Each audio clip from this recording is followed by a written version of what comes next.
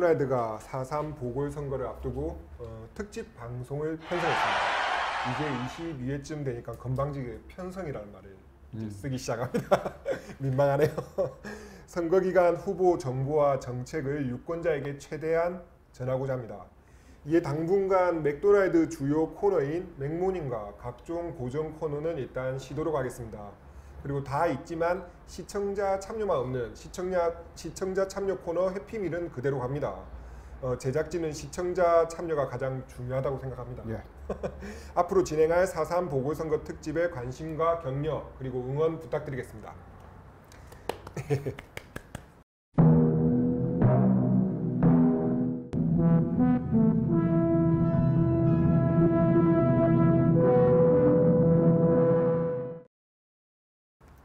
자, 그러면은 4.3 보선 특집 첫 시간입니다. 먼저 이번 선거 개요부터 정리하겠습니다. 오늘은 오토바이가 아닌 선거 특집 방송 도우미로 경남도민일보 조재영 부장 모셨습니다. 반갑습니다. 반갑습니다. 네, 제가 조재영 부장을 모신 이유가 있습니다. 왜 모셨습니까? 뭐 일단 혼자 진행하는 것도 힘들고 또 심심하기도 하고 네. 누가 뭐라고 해도 그 조재영 부장에게 선거 관련해서 특별한 재주가 하나 있습니다. 무슨 재주요? 제가 다른 것은 모르겠는데 우리 조재영 부장께서 선거 결과 하나만큼은 기가 막히게 잘 맞춥니다.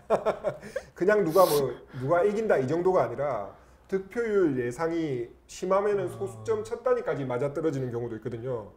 이제 중요한 거는 그런 결론까지 도달하는 과정인데 무슨 계산을 막 하는데 옆에서 보면은 아무 맥락이 없어요. 근데 묘하게 결과만은 기가 막히게 딱 맞습니다. 이게 대단한 재주 아닙니까? 예.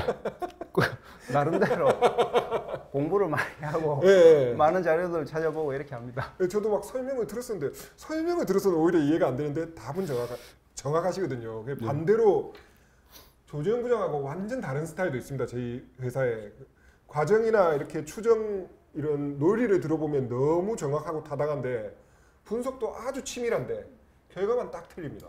누구입니까?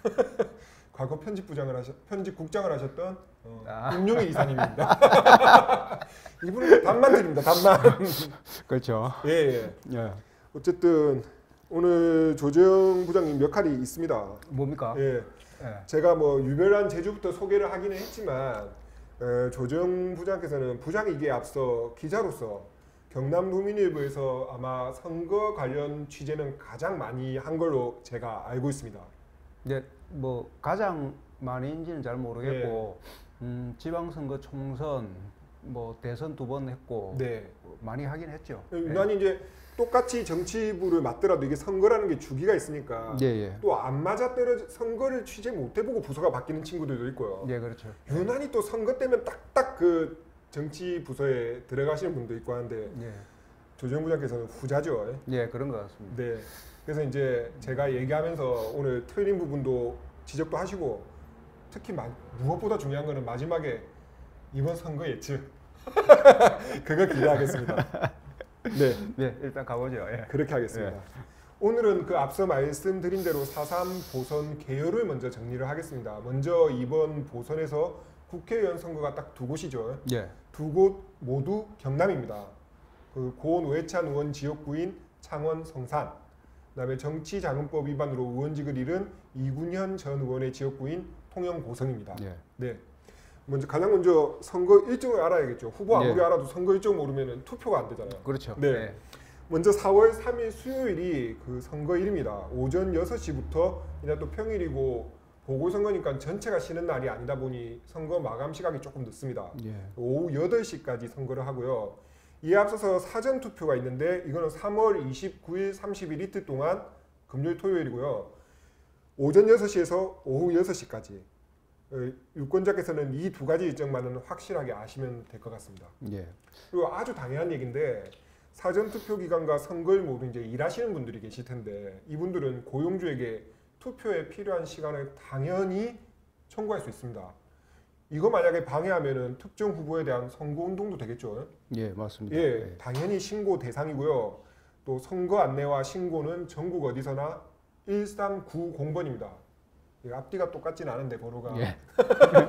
1390이고 선관위에서 저희 방송 한번 보시고 칭찬해 주셔야 됩니다. 1390 이거 3번 말씀드린 데가 별로 없습니다. 예. 자, 그러면 창원 성산부터 먼저 짚어보겠는데요.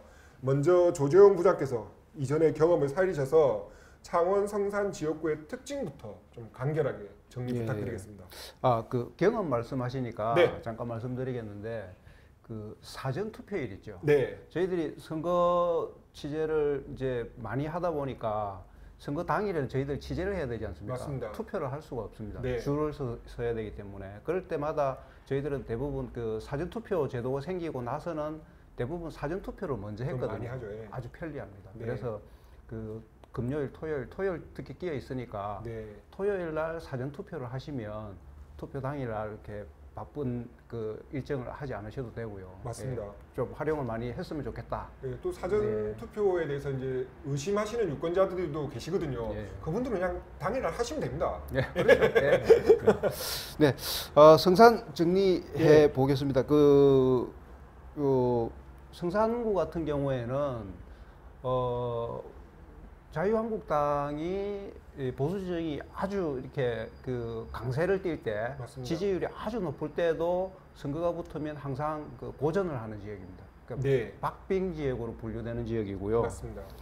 그래서 이제 항상 이제 진보 진영이 강세를 보이는데 이게 또 그 진보 진영 안에서도 네. 뭐 정파적으로 나눠지고 이렇게 네. 되지 않습니까? 그래서 항상 선거 때마다 진보 진영이 그 단일화 되느냐 안 되느냐 네, 이게 관심사였기도 했고요. 네, 진보 진영이 이제 갈라졌을 때와 단일화 됐을 때 선거 네. 결과가 달라지는 맞습니다. 뭐 이런 그 사례가 많았던 지역입니다. 네. 그래서 이번 선거에서도 그 어떻게 될지 상당히 관심을 가지고 있는 지역입니다. 그렇네요. 예, 뭐 거의 다 정리를 하신 건데요. 예, 출마 후보 현황을 먼저 보도록 할게요. 예, 그 창원 성산 출마자는 6명입니다. 예, 원래 7명인데 방금 조정 부장께서 말씀하신 것처럼 이게 단일화 논의가 또 이번에도 역시 진행이 됐었고 그렇죠. 1차적으로 민주당 권민호 후보와 정의당 여영국 후보가 어제 여영국 후보로 단일화를 예, 했습니다. 그렇죠. 그래서 기호를 잘 보셔야 되는데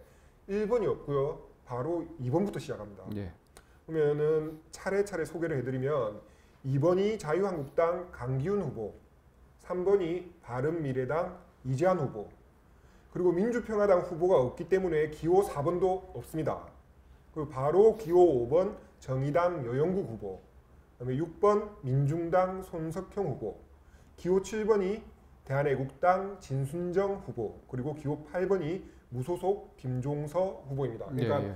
후보는 6명인데 기호는 지금 8번까지 나와 있고요. 1번하고 4번이 지금 없습니다. 예.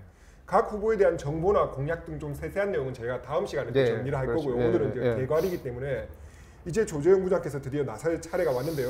사실상 이것 때문에 오신 거 아니겠습니까? 네.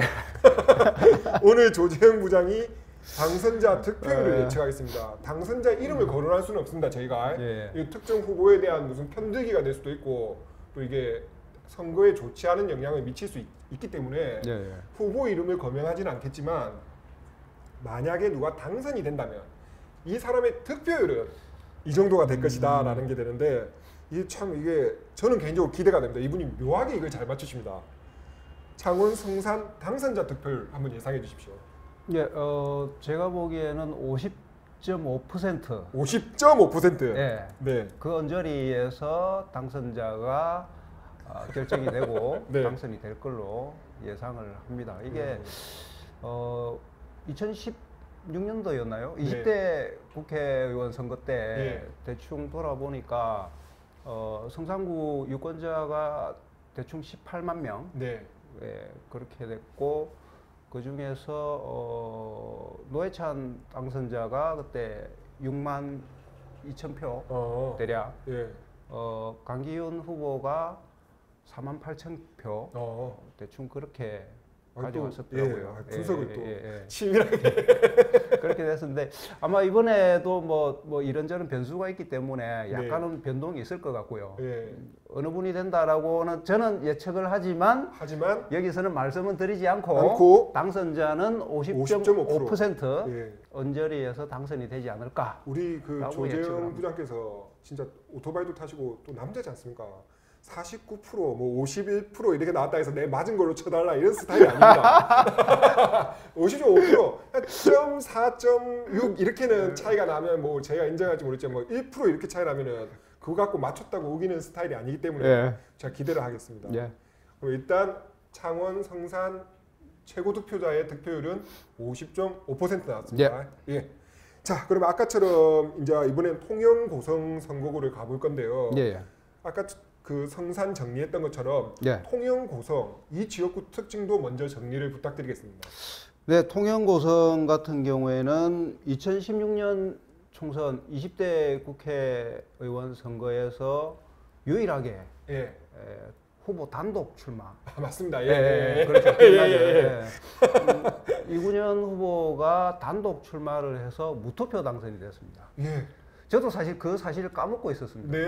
이 방송을 위해서 이제 그 자료를 잠깐 찾아봤는데 통영 지역, 고성 지역 당시 그 투표율이 얼마나 됐었는지 몇 표나 얻어갔는지 이렇게 선관위에 들어가서 들어가 보니까 아무것도 없어요. 뭐지? 맞습니다. 순간적으로 당황했었습니다. 그래서 가만히 생각해 보니까 무투표 당선이었다. 그렇습니다. 그래서 보통 이제 우리가 선거를 하면 그 비례대표 후보도 뽑고 이렇게 하기 때문에 정당 지지가 있잖아요. 그래서 아무리 약세 지역이라도 보통은 이제 뭐 1당 2당 정도 되면 그 후보 당선될 가능성이 없더라도 정당 지지를 얻기 위해서 혹은 당의 흥행을 위해서 후보를 내게 마련입니다. 떨어질 줄 알면서도. 그런데도 통영 고성 지역 같은 경우에 그 당시에 이군현 후보가 단독 출마를 했다라는 거는 그만큼 그 지역이 보수세가 강하다라는 얘기거든요. 그렇죠. 적수가 없다라는 얘기죠. 그래서 이번에 어떻게 될지 참 궁금합니다. 그 이제 지난번 선거 분위기가 정말 독보적인 분위기였다면 그렇죠. 이번엔 좀 그 외적 환경은 좀 다르더라고요. 확실히 다른 게 일단 통영시장과 고성 군수가 민주당 소속이더라고요. 그러니까 또 이번에 그 자체만으로도 큰 변화인데 지난번에는 후보 한 명조차 내지 못했던 민주당에서 이번에는 경선을 또 했더라고요.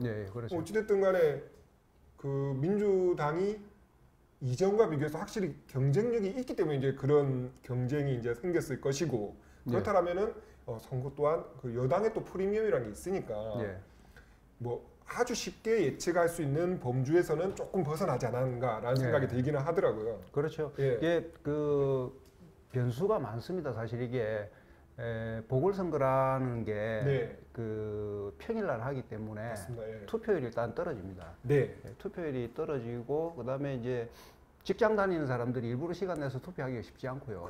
이런 측면들이 있고 그다음에 이제 그 통영은 사실 이제 도시 지역하고 도시와 농촌이 복합된 지역이고 고성군 같은 경우에는 이제 농촌 지역세가 강한 지역이죠.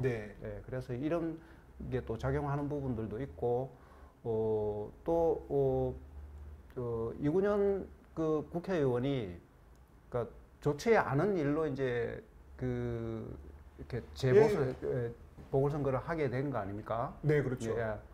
그래서 거기에 대한 그 유권자들의 심판이나 뭐 또 이런 부분들도 작용을 할 수도 있는 부분이고요. 그렇네요. 그래서 어떻게 될지 이게 참 예측을 하기가 어려운 동네입니다. 말씀하신 대로 투표율이 낮기 때문에 조금만 변수더라도 크게 작용할 수 있지 않습니까? 그렇죠. 그러니까 그러면은 뭐 그렇게 복잡하더라도 나중에 득표율은 또 맞추셔야 됩니다. 자, 먼저 출마 후보 현황을 보겠습니다. 통영 고성에서는 이번에 세 분이 출마하셨더라고요. 기호 1번 민주당의 양문석 후보, 기호 2번 자유한국당 정점식 후보, 그리고 여기는 3번, 4번, 5번이 후보를 내지 못했습니다. 그리고 바로 6번 대한애국당의 박청정 후보인데요. 제가 좀 유심히 보는 게 대한애국당이 두 개 선거구에 다 후보를 내셨더라고요. 예. 그러니까는 다른 건 내가 모르겠고 그 정당의 어떤 정당이 후보를 낼 정도의 조직력이 된다라는 거죠. 예. 그게 좀 눈에 띄었고요. 창원 성산에서는 대한애국당이 기호가 7번인데 통영고성에서는 기호가 6번입니다. 그러니까 여기는 원내 정당이 아니니까 정해진 기호가 없죠. 그렇죠. 예. 그래서 이제 추첨을 하게 되는 거고. 역시 각 후보에 대한 구체적인 정보는 다음 시간에 저희가 또 정리를 하겠습니다. 자, 그러면 바로 이번에도 통영고성 당선자 예상 득표율 예측을 부탁드리겠습니다. 통영고성. 네, 제가 보기에는 그 62%. 예. 당선자가의 득표율이 62% 정도 될 걸로 예상이 되고요. 통영 같은 경우에 이제 뭐 유권자가 11만 명, 대략 11만 명 정도이고 고성 지역 같은 경우에 4만 5천 명, 대략 15만 6천 명 정도 후보 유권자가 있는 것으로 대략 분포가 돼 있고요. 이제 그 후보들의 또 그 시골에서는 또 선거가 연고지 이런 거 많이 따지지 않습니까? 맞습니다. 이런 부분들 또 작용을 할 것 같고요. 그래서 어쨌든 당선자는 62% 정도 득표를 하지 않을까. 상대적으로 그러니까 박빙 선거는 아니다.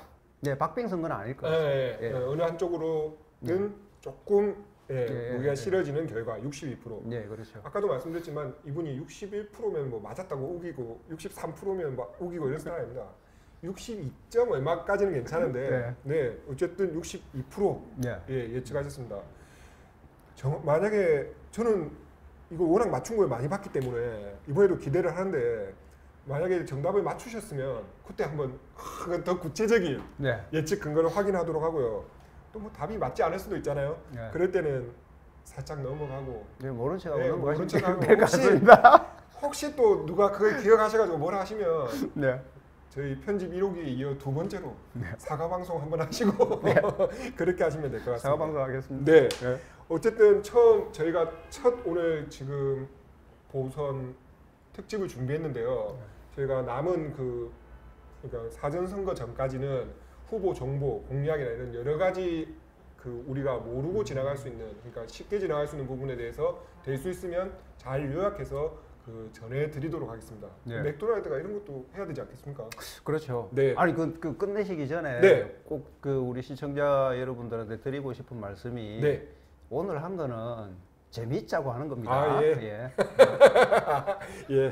저희 시청자들이 그렇게 제가 이때까지 댓글 다는 거 보니까 마음이 넓지는 않으시더라고요. 큰일 났습니다, 이거. 알겠습니다. 첫 시간 옆에서 잘 도와주셔서 고맙습니다. 지금까지 경남도민일보 경제부 조재영 부장이었습니다. 고맙습니다. 감사합니다. 시청자 참여만 있다면 너무나도 완벽한 시청자 참여 코너 해피밀입니다. 어제 저희가 새 장비를 드리고 시험 방송을 올렸는데 저는 뭐 별 기대도 안 했는데 바로 또 댓글을 달아주셨더라고요. 가끔 아니면 종종 저희에게 응원해 주시는 고재영 씨께서 축하와 함께 스튜디오까지 가자고 이런 기원해 주시는 선풀 남겨주셨습니다. 고맙습니다. 그리고 제가 방송 들어오기 조금 전에 확인했는데 이마실 씨께서 이어폰 양쪽에서 소리가 들린다고. 그러니까 그전에는 한쪽에서는 잘 안 들렸는가 보더라고요. 저희는 그것까지 몰랐는데 양쪽에서 잘 들린다고 댓글 달아주셨습니다. 고맙습니다. 사연이든 상담이든 뭐든 받습니다. 그리고 저희가 그냥 경남도민일보가 아니라 앞에 약한 자의 힘을 내세우는 언론사지 않습니까? 당연히 제보, 뭐 억울한 사연 이런 것도 받습니다. 그러니까 청정한 이메일 mac@idomin.com 애용 바라겠습니다. 그리고 경남도민일보 소식을 가장 빨리 접할 수 있는 페이스북 페이지 좋아요 부탁드리겠습니다. 제가 방송을 나중에 한 번에 보니까 알았는데 우리 편집 1호기께서 제가 어떻게 한다 이러면 어떻게 하더라고요. 편집 1호기를 백덤블링도 가능하게 하는 유튜브 구독도 부탁드리겠습니다. 맥도날드 22회 마칩니다. 내일 뵙겠습니다. 고맙습니다. 지역 시사 흐름의 맥을 도민일보가 날로 전해드립니다. 빠밤빰빰빰 맥도날드